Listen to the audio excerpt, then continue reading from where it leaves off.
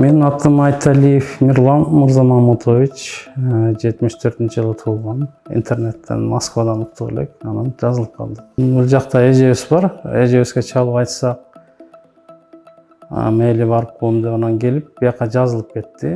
Коркунуч сезимдер болгон жокпу? Бул андай сезим болду, болбой койбойт эмес болду андай сезим. Анан эжеме айттык, жакшылап мындай текшерип, тааныштардан сураштырып бериңизчи.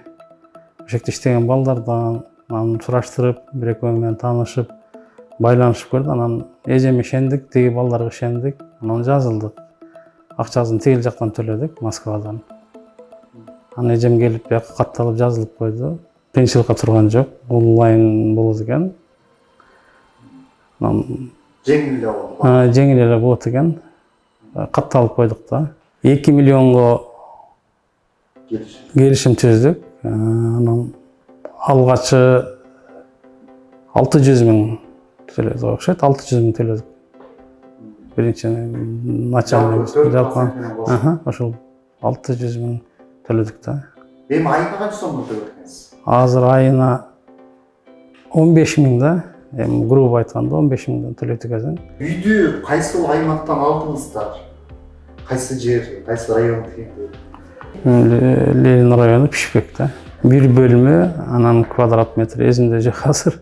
Кооператив көрсөттү, бир канча варианттарды көрсөттү, өздөрү апарып көрсөтүп келди.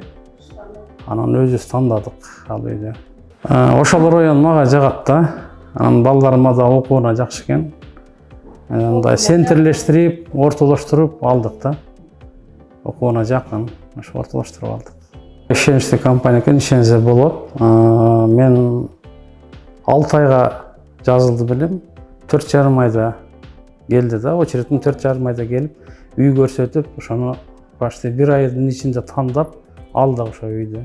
Жок, ал документациядан кыйынчылык жок экен, оформлениядан өздөрү чуркап, адвокаттар ошо 1 күндө бүттү да. Почти 1 күндө бүттү. Жок, кыйынчылык жагы жок экен.